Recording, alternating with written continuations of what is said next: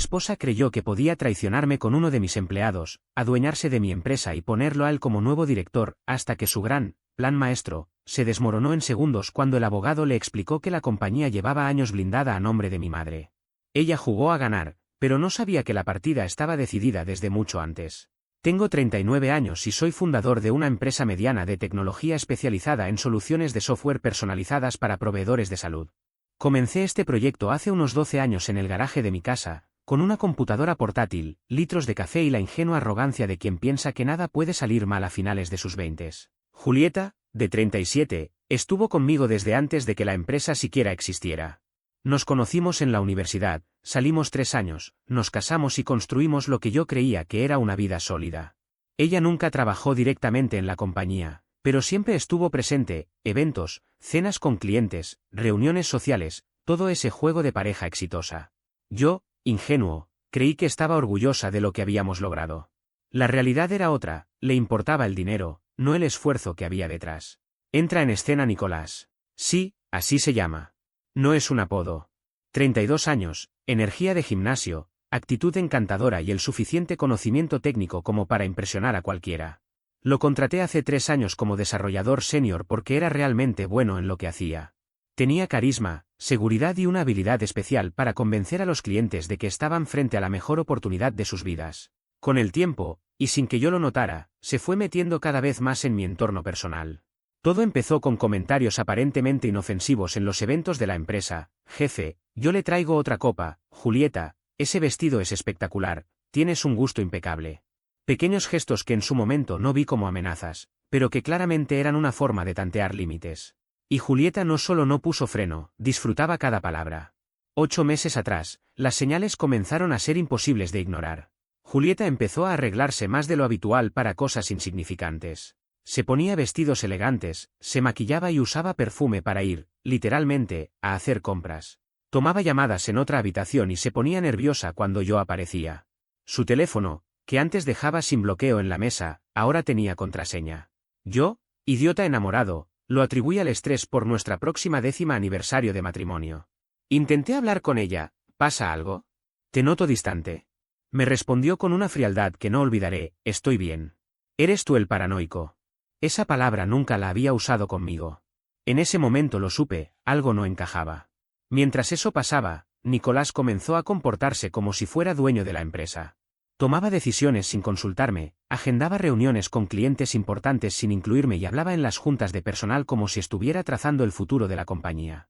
Al principio pensé que solo era ambición, hasta que comprendí que su objetivo no era ascender, era reemplazarme. Un día, llegué a la oficina y lo encontré sentado en mi silla, con los pies sobre mi escritorio, hablándole a uno de nuestros inversionistas, Hernán, como si fuera el CEO. Cuando pregunté qué hacía, respondió con desparpajo: solo le estoy dando a Hernán un tour, mostrándole dónde ocurre la magia. El inversionista, incómodo, me llamó más tarde y me advirtió: tu empleado está demasiado confiado. Yo que tú, lo vigilaría. Debería haberle hecho caso. La verdad me golpeó de la forma más cliché posible. Volví antes de tiempo de un viaje de trabajo porque mi vuelo fue cancelado. No le avisé a Julieta, quería sorprenderla. Al abrir la puerta, lo que escuché me heló la sangre. Sonidos inconfundibles venían desde nuestra habitación. No había duda de lo que ocurría. Me quedé quieto en la cocina, temblando, con el corazón a punto de estallar. Y entonces escuché su voz. Nicolás. Mi empleado. El hombre en quien confié proyectos importantes, al que invité a mi casa, con quien compartí cenas familiares. Ese sujeto estaba en mi cama con mi esposa. Muchos en mi lugar habrían subido corriendo a gritar y golpear. Yo no. Soy ingeniero. No actúo por impulso, planeo.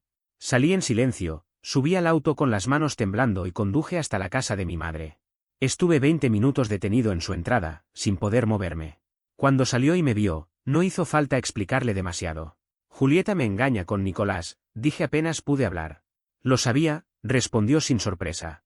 Ese tipo nunca me gustó. Y tu esposa ha estado rara últimamente. No podía negarlo. Ella había visto las señales que yo ignoré. Después de eso, comencé a moverme con frialdad quirúrgica. Llamé a mi abogado. Luego a mi contador. Luego al abogado de mi madre. Y fue entonces cuando recordé algo crucial: la empresa no estaba a mi nombre. Cuando inicié el negocio, era joven y no pensaba en posibles divorcios, demandas o responsabilidades legales. Fue mi madre quien, tras haber vivido un divorcio complicado, me obligó a protegerme. Me hizo registrar la empresa a su nombre, aunque toda la operación y las decisiones siempre fueran mías. Tú la manejas, tú recibes el sueldo y las utilidades, me dijo en ese entonces, pero legalmente es mía. Algún día, cuando estés más maduro, la transferiremos. En ese momento, discutí con ella, me pareció una locura. Hoy sé que fue la decisión más inteligente que alguien haya tomado por mí. Julieta creía que, al divorciarse, se quedaría con la mitad de mi compañía y que, de paso, Nicolás podría reemplazarme como director ejecutivo. No tenía ni idea de que legalmente esa empresa le pertenece a mi madre, y que, aunque yo la construí, no hay un solo documento que me comprometa. Lo que pretendía arrebatarme, nunca fue mío en papel. Siempre pensé que mi nombre debía estar en todo, hasta que mi madre me explicó una lección que había aprendido observando cómo la vida puede dar giros inesperados. Me contó que mi padre también construyó un negocio exitoso, y creyó que, por tener su nombre en cada documento, nada podía afectarle. Pero cuando la esposa de su socio pidió el divorcio, terminó llevándose la mitad de todo, incluso una parte de la empresa. Aquello casi destruyó su mundo y el de su socio. Mi madre, que no olvidó aquella historia, decidió aprender de los errores ajenos. Yo creí que estaba exagerando, que era una especie de paranoia protectora, pero no. Resultó ser una visión profética. Mientras estaba sentado en el living de su casa, comprendí que la empresa que Julieta creía poder partir por la mitad no me pertenecía legalmente. Desde hacía años estaba registrada a nombre de mi madre, y así había permanecido tanto por conveniencia fiscal como por estrategia. Si algo funciona, no lo cambies, solía decir ella. Cuando el abogado revisó todo, confirmó lo que ya sabíamos: ante la ley yo no era el propietario, sino un empleado con una excelente remuneración dentro de la compañía de mi madre. Tenía acuerdos de reparto de utilidades y bonos que me habían permitido acumular una buena fortuna personal, pero la empresa como tal, no era un activo matrimonial. Julieta podría intentar reclamar una parte de mi salario y bonos de los últimos años, pero no tenía forma de tocar lo realmente importante, la compañía misma. Esa jugada era intocable, y con ella, su plan se derrumbaba. Recuerdo las palabras del abogado: esto es brillante. He visto decenas de empresarios perderlo todo en un divorcio por no anticiparse. Tu madre es una mujer inteligente, te acaba de ahorrar unos $7 millones. Deberías regalarle algo bonito. Pasé las 2 semanas siguientes reuniendo pruebas. Contraté a un investigador privado que confirmó lo que ya sospechaba: Julieta y Nicolás llevaban viéndose al menos 6 meses, probablemente más. Tenían encuentros en hoteles, en su departamento, y también en mi propia casa cuando yo viajaba por trabajo. El PI fue meticuloso, fotografías con fecha, hora, lugares específicos. Me entregó un dossier impecable. ¿Cómo quieres manejar esto?, me preguntó. Con calma, profesionalmente, y después quiero arrasar con sus vidas. El investigador también descubrió algo más perturbador. Julieta llevaba meses consultando con abogados especializados en derecho empresarial y divorcios.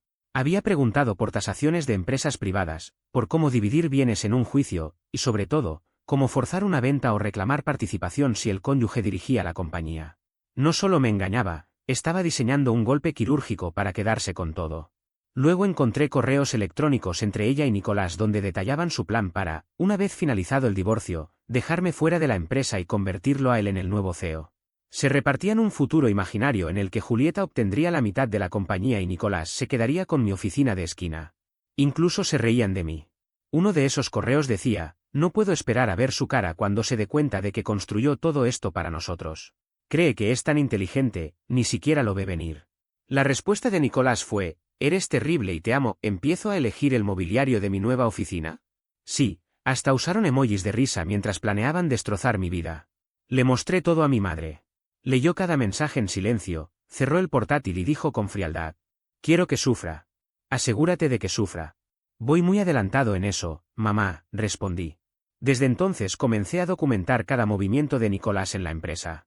Cada vez que se extralimitaba, cada decisión sin autorización, cada intento de apropiarse de reuniones con clientes, iba directo a un archivo que aseguraría que no pudiera alegar despido injustificado.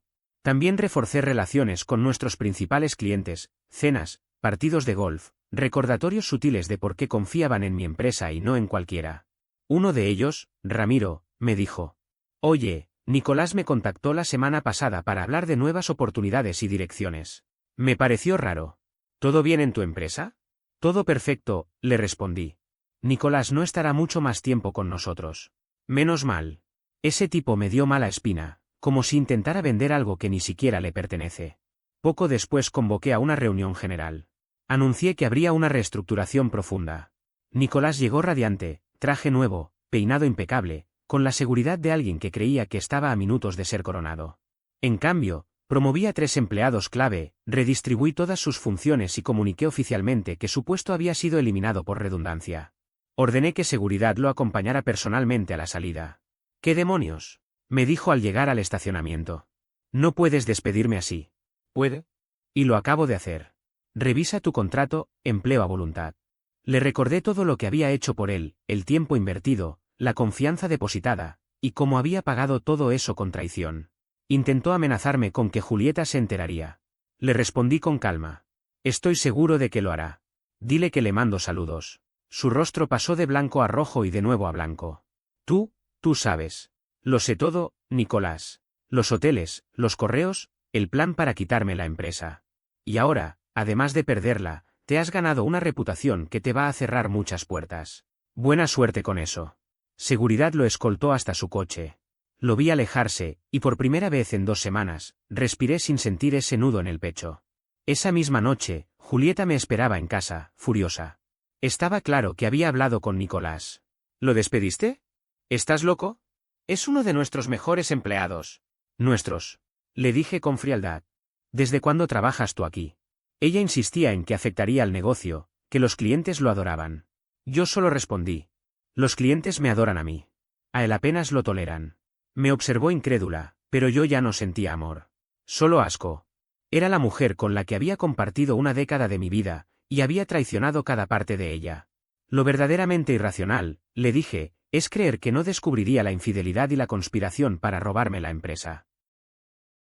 Lo que está mal es acostarte con mi empleado en nuestra cama mientras yo viajo para mantener esta casa. Sacó un leve tartamudeo, pero antes de que dijera algo, saqué mi teléfono y le mostré algunas de las fotos que había recibido del investigador, abrazados en un restaurante, besándose en un estacionamiento, entrando juntos a un hotel. Tenía decenas de imágenes. Quiero el divorcio, le dije sin vacilar. Y antes de que empieces a maquinar cómo quedarte con la mitad de la compañía y huir con Nicolás, déjame ahorrarte tiempo, la empresa no es mía. Es de mi madre. Lo ha sido durante 12 años. No puedes apropiarte de lo que nunca me perteneció. El silencio que siguió fue más elocuente que cualquier discusión. La expresión en su rostro pagó cada centavo invertido en descubrir la verdad. Pasó de la sorpresa al desconcierto, luego a la furia y finalmente a la desesperación, todo en cuestión de segundos. Observarla fue como presenciar en vivo una versión acelerada de las 5 etapas del duelo.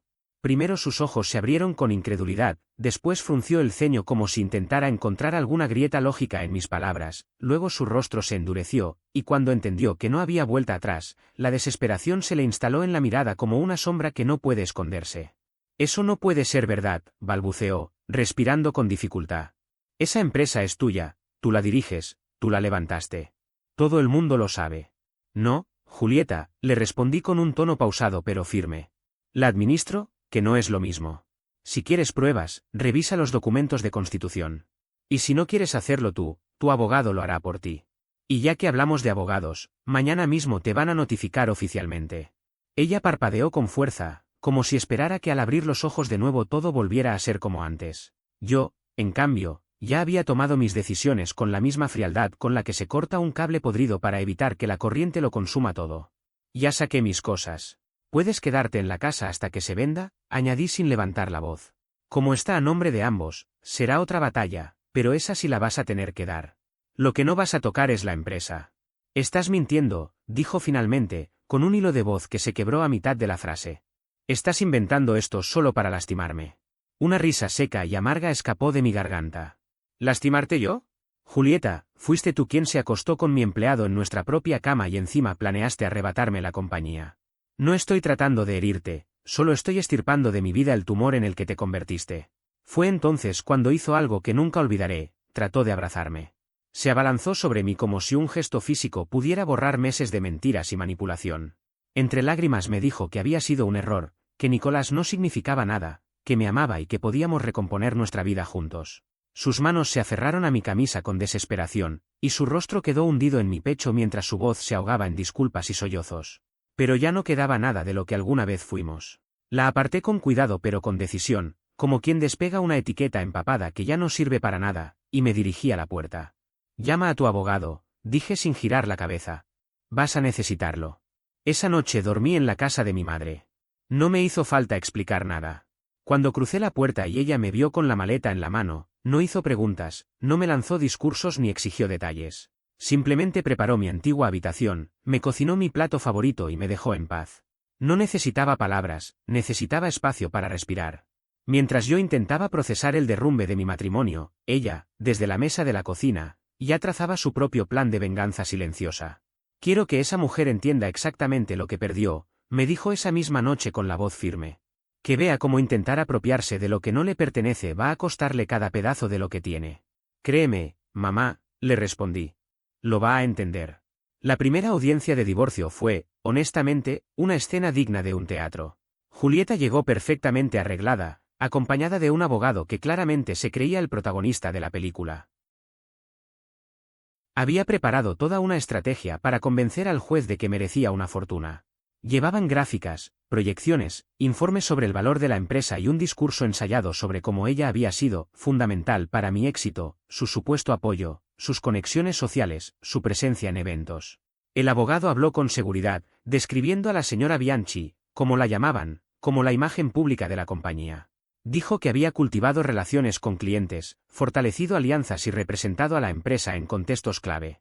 Incluso mencionó su apoyo emocional y administrativo, como si ese argumento tuviera peso legal. Mi abogado, sin inmutarse, esperó a que terminaran la función. Luego simplemente deslizó un sobre con los documentos fundacionales sobre la mesa. La compañía, dijo con tono sereno, pertenece legalmente a la señora Patricia Bianchi, madre de mi cliente. Ha estado a su nombre desde su creación. El señor Bianchi no es dueño, es un empleado, aunque bien remunerado. La empresa no forma parte del patrimonio conyugal. En ese instante, el rostro del abogado de Julieta perdió toda la arrogancia que había mostrado al inicio. Su color se desvaneció. Empezó a revisar los documentos como si buscara una salida que no existía. No la encontró.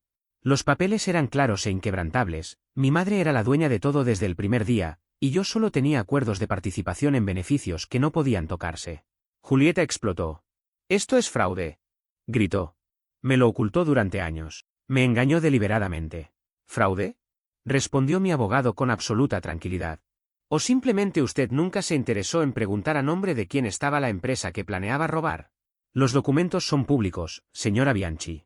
Estuvieron disponibles durante 10 años. Si no los consultó, es porque no quiso. Su abogado trató de mantener el control. Alegó que yo debía haber escondido ingresos, que la estructura estaba diseñada para despojarla de su parte, que debía haber algo sospechoso. Entonces intervino mi contador, que había volado especialmente para estar allí. Abrió carpetas, desplegó balances y presentó 12 años de registros contables impecables. El señor Bianchi paga impuestos por cada centavo que gana, explicó. Su salario, bonos y participación en utilidades están debidamente declarados. La empresa le paga exactamente lo que corresponde por su cargo. No hay nada oculto. Esta es una estructura empresarial perfectamente legal para proteger activos de contingencias como demandas, deudas, y sí, también divorcios.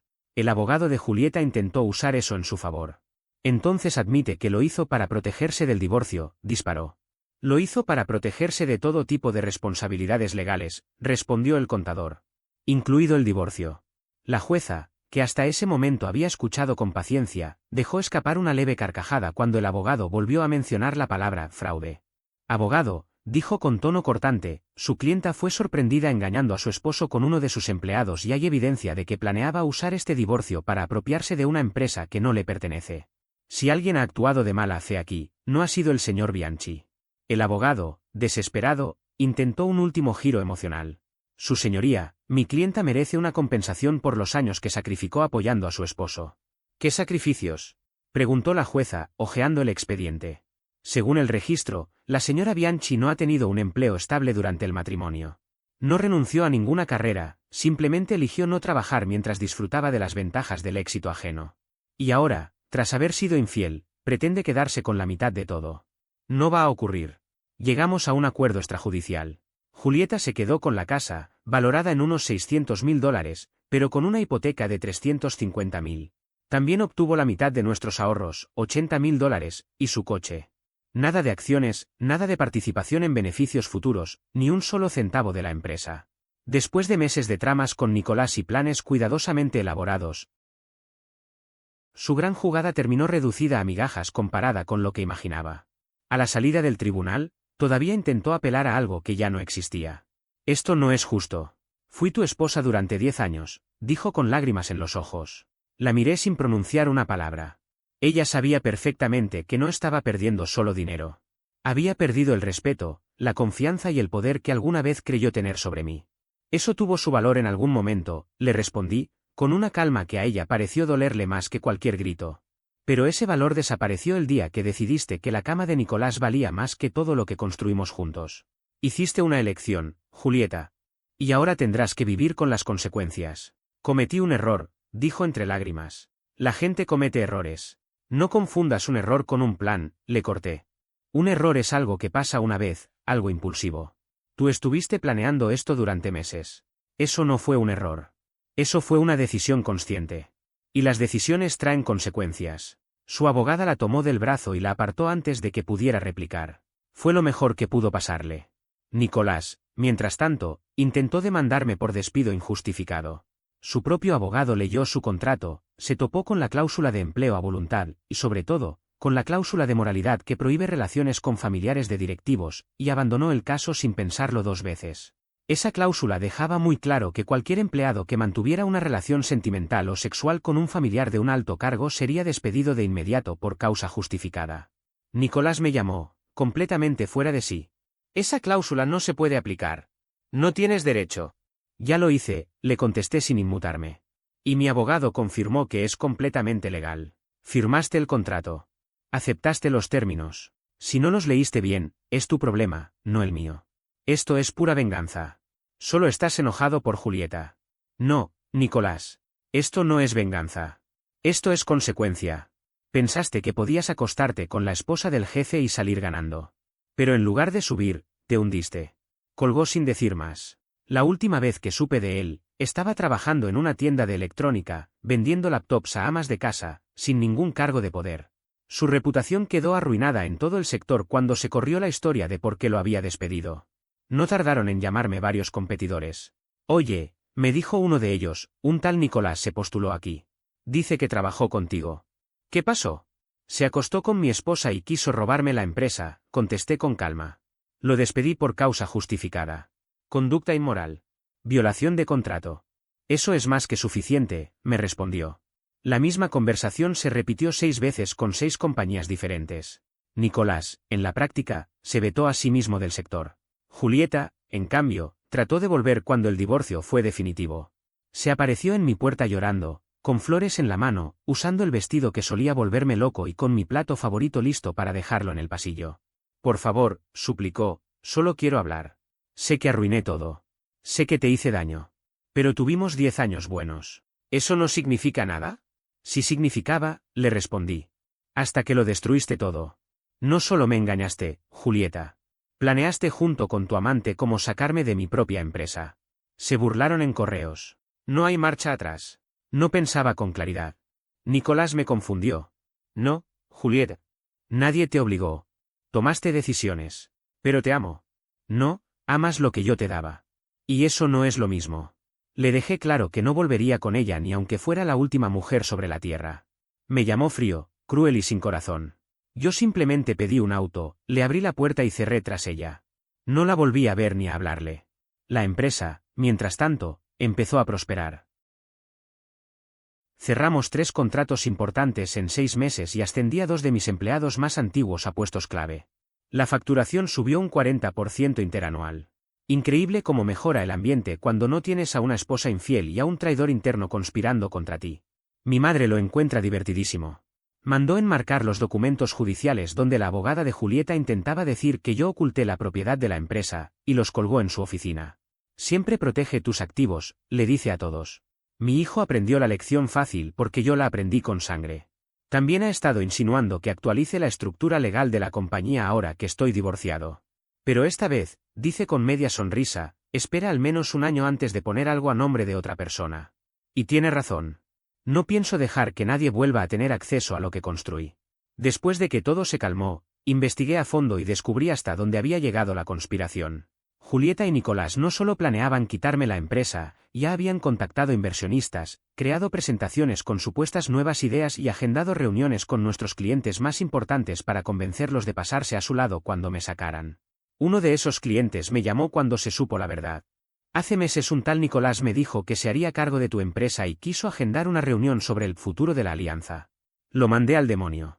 No iba a dejar de trabajar con quien levantó todo esto desde cero, por un don nadie con delirios de grandeza. Esa llamada fue más satisfactoria que cualquier venganza que hubiera podido planear. Saber que, incluso si su plan hubiera funcionado, mis clientes seguirían conmigo, fue una validación que no sabía que necesitaba. Un mes después de firmar el divorcio, los padres de Julieta me llamaron. Su padre se disculpó, jurando que no tenía ni idea del engaño ni del plan. Su madre lloraba diciendo que yo había sido lo mejor que le había pasado a su hija y que ella lo echó todo a perder. Tratamos de criarla mejor que esto, dijo sollozando. No sé en qué fallamos. No fallaron ustedes, respondí. A veces la gente simplemente toma decisiones horribles. Y eso es responsabilidad de ella. Agradecí su gesto, pero fui claro, Julieta ya no era mi problema. Yo pasé 10 años construyendo un futuro, y ella 6 meses destruyéndolo. La casa finalmente se vendió hace unas semanas. Julieta tuvo que malvenderla porque no podía pagar la hipoteca sola. Perdió alrededor de $50.000 de patrimonio porque esperó demasiado y el mercado cayó. No me da pena. Luchó con uñas y dientes para quedársela en el divorcio, y no pudo sostenerla. A veces el karma no tarda tanto. Compré un lugar más pequeño, moderno, mío. Sin recuerdos de Julieta. Sin sombras de un matrimonio fracasado. Solo yo, mi perro, que también se quedó conmigo, y una oficina con vista. Él también está más feliz sin ella, nunca la soportó. Volver a tener citas ha sido complicado. No voy a mentir. Esto me dejó con desconfianza. He salido con algunas personas, pero en cuanto alguien hace demasiadas preguntas sobre la empresa o se interesa demasiado en mis finanzas, me levanto y me voy. Una mujer incluso me preguntó en la primera cita qué auto tenía y de qué tamaño era mi casa. Le pagué la cena y no la volví a llamar. He ganado el derecho de ser desconfiado. Mi terapeuta dice que tengo que trabajar en esto antes de poder tener una relación sana. Le dije que mi salud está perfectamente bien. Lo que cambió es que ya no soy ingenuo. Ella escribió algo en su libreta y me lanzó esa mirada que los terapeutas ponen cuando creen que estás en negación. Puede que tenga razón, pero sinceramente no me importa. Lo que sí me resultó irónico fue que Julieta intentó agregarme a LinkedIn la semana pasada. LinkedIn, como si fuéramos viejos colegas que quieren ponerse al día. Su mensaje decía, hola, espero que estés bien. Me encantaría reunirnos un día para tomar un café y charlar un poco. ¿Charlar sobre qué? Sobre cómo trató de destruir mi vida y fracasó. Sobre cómo ahora trabaja en un empleo mediocre de marketing ganando una fracción de lo que solía despilfarrar en zapatos. La bloqueé sin pensarlo. Hay puentes que no solo se queman, se reducen a cenizas y luego se cubren de sal para que nada vuelva a crecer ahí. Hace unas semanas me crucé con Nicolás en un bar. Intentó aparentar seguridad, inflando el pecho como si estuviera a punto de enfrentarme. Me miró con desafío, pero bastó con que lo observara fijamente para que apartara la vista y se marchara.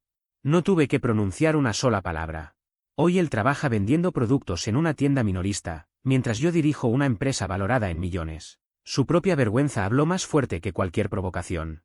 Cuando finalizó el divorcio, mis empleados organizaron una fiesta en la oficina. Me compraron un pastel con un mensaje que decía, felicidades por tu libertad. Nos quedamos hasta tarde celebrando, bebiendo y riendo. Todos ellos ya sabían lo que Julieta y Nicolás estaban tramando. Resultó que su plan secreto no lo era tanto, y varios me confesaron que si la toma de control se concretaba, estaban listos para renunciar y seguirme a donde fuera. Uno de mis desarrolladores me lo dijo directamente, Nicolás es una serpiente. Lo sabíamos. Solo no sabíamos cómo decírtelo.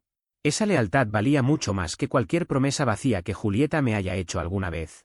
Hace poco ascendí a una de esas personas al puesto de vicepresidenta.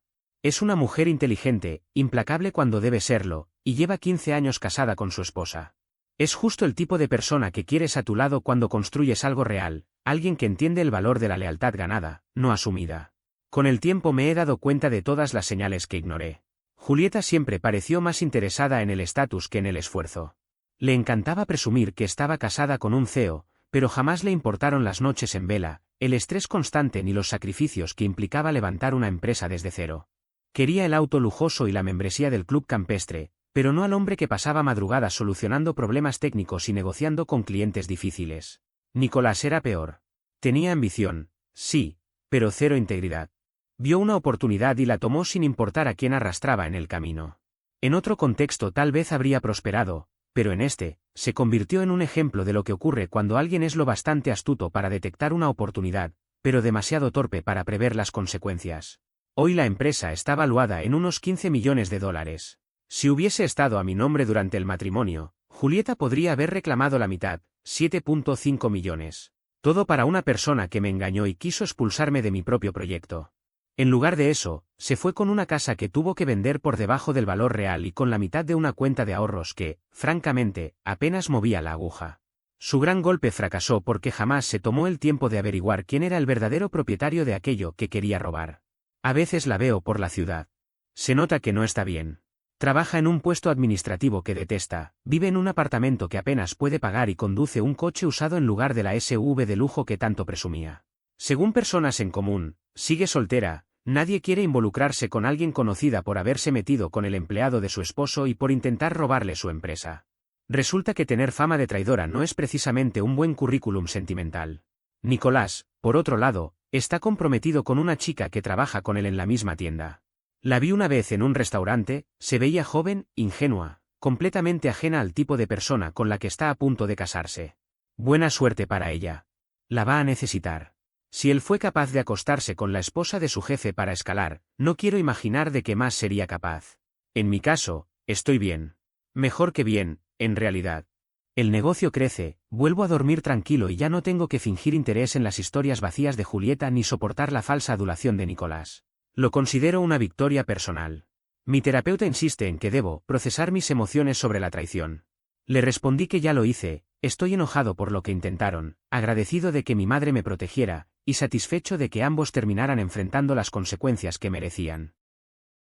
Me dijo que eso no es procesar, que eso es justificar. Le pedí que simplemente lo anotara en mi cuenta. Lo más absurdo ocurrió la semana pasada. Julieta me llamó. No desde su número, claro. Lo tengo bloqueado desde hace meses. Llamó desde el teléfono de una amiga. Me dijo que estaba en aprietos económicos, que tenía problemas para pagar las cuentas, y que si podía ayudarla solo por esta vez, por los viejos tiempos. No pude evitar reírme a carcajadas. ¿Por los viejos tiempos? ¿Los mismos en los que se acostaba con Nicolás mientras planeaba cómo quedarse con mi empresa? Dijo con voz temblorosa que había cometido un error, que sabía que había arruinado las cosas, pero que creía que lo nuestro había significado algo. 10 años tienen que contar para algo, suplicó. Yo respondí con calma, sí, significaron algo, hasta que tú lo destruiste. Ahora solo representas una lección aprendida. Le expliqué la lección, proteger lo que construyes, confiar en el instinto de una madre y jamás permitir que alguien te vea como un billete en lugar de como un compañero. Ella rogó un poco más, habló de su renta atrasada y de que estaban por quitarle el coche. No sentí ni un gramo de compasión. Debiste pensarlo antes de intentar robarme, le dije. Las acciones tienen consecuencias, Julieta. Bienvenida a las tuyas. Colgué y bloqueé ese número también. Si llama desde otro, lo bloquearé igual. Tengo infinitos números que bloquear, y ella cada vez menos amigos dispuestos a prestarle sus teléfonos. Así es como estoy ahora, soltero, exitoso y mucho menos ingenuo que hace un año. Mi madre sigue figurando legalmente como dueña de la empresa, pero nuestros abogados están preparando la transferencia a mi nombre, sin riesgos de perder nada frente a una expareja infiel. No hay prisa. A mamá le encanta tener el título en papel. Julieta creyó que podía manipularme. Pensó que era demasiado confiado, demasiado enamorado y demasiado tonto para notar lo que tramaba. Acertó en lo primero y en lo segundo, pero no en lo tercero. Nicolás creyó que acostarse con la esposa del jefe lo llevaría a la cima. Descubrió que no puedes robar una empresa que no está a nombre de quien crees. Y yo aprendí que, a veces, la mejor venganza no es hacer nada. Es simplemente dejar que el tiempo haga su trabajo, y ver cómo los que intentaron destruirte se hunden solos mientras tú sigues avanzando.